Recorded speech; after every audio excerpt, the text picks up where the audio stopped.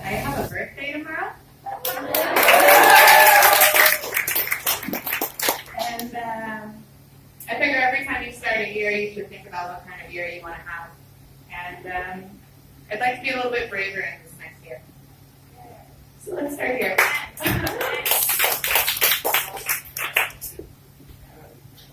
I want to tell you all a little bit about the first time I failed a test.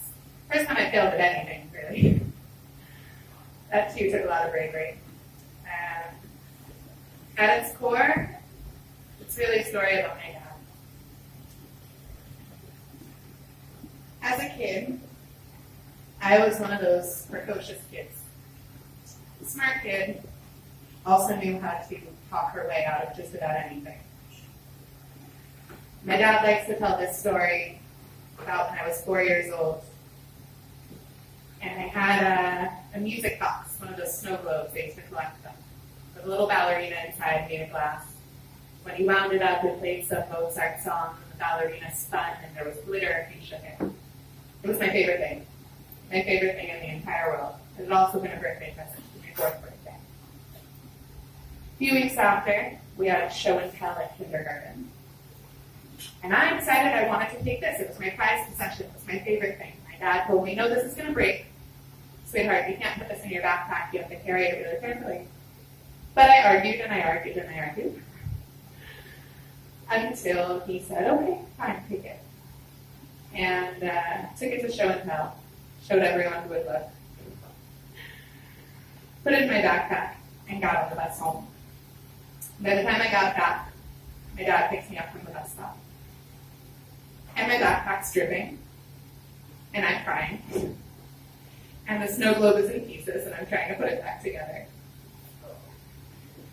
And my dad likes to tell this story because I begged and cried for a new one, and he said, no, if I get you a new one, you'll never learn responsibility. The next day, he got me a new one. So needless to say, I was used to getting what I wanted. I was also a straight A student. All through elementary school, through high school, had a perfect GPA. And that didn't mean I worked too hard. I was really good at talking. So we're fast forwarding now to my first year in high school.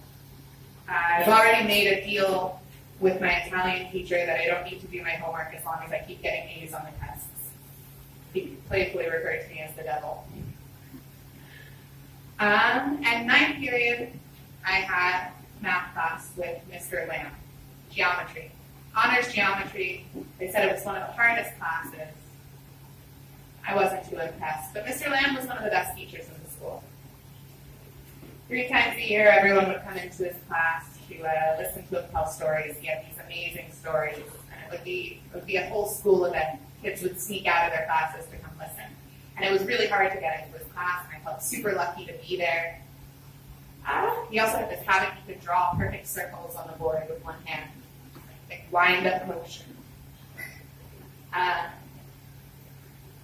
But he also didn't play favorites, which kind of did jive with me until this point. And comes around to the first test. And I pulled my normal shtick. I've looked over the material, whatever it is. Finished the test in about 20 minutes into a 45-minute period. And I sit down and start doodling, I to drawing, little giraffes, dinosaurs, whatever it was, decorate the test.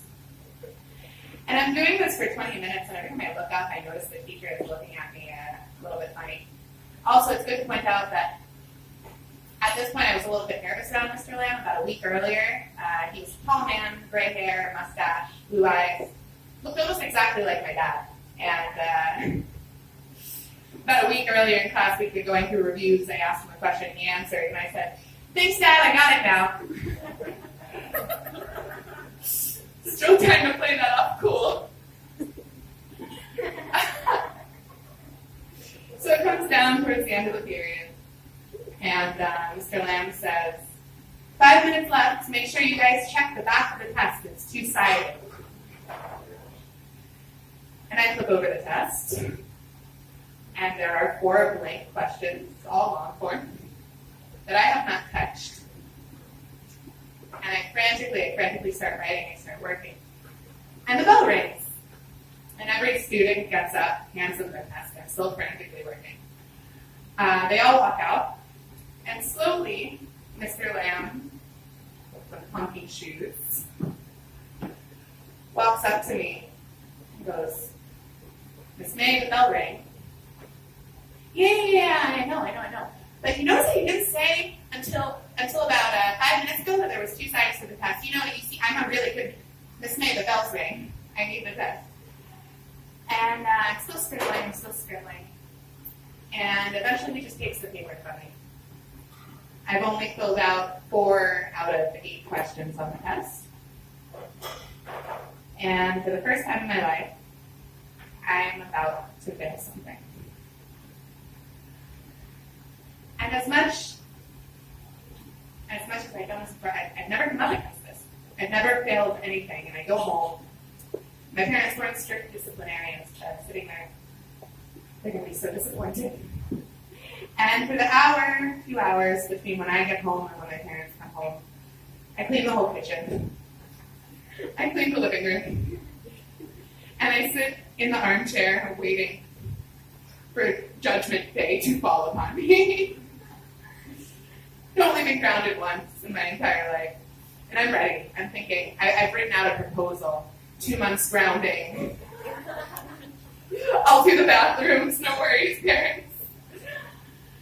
And my dad walks in and finds me sitting in the armchair, my hands in my lap, head down, stiff as a board, tears rolling down my cheeks. He walks in and he puts his briefcase down and he looks at me and he goes, "Hey." I look at him up and I'm crying like,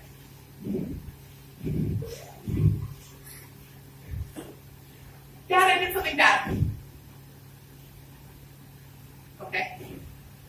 What happened?" "I failed the test." "How?" I didn't start telling the story. I'm crying to my tears. I know he told me there was 5 minutes left, but I didn't do the other side of the thing, and I didn't finish the test. And he goes, okay, calm down. I'm like, okay, so I grounded myself already. Here's my proposal. This is how it goes. Tell me if it needs to be harsher. I won't do it. He goes, "Stop. Hold on. This is the first test, right?" "Yeah." "You never failed the test before, have you?" "No." Kind of sucks, doesn't it? "Yeah." "How long have you been sitting here crying?" "About 2 hours." "What are you going to do for the next one?" "Study really hard." "I think you punished yourself enough. You want some ice cream?"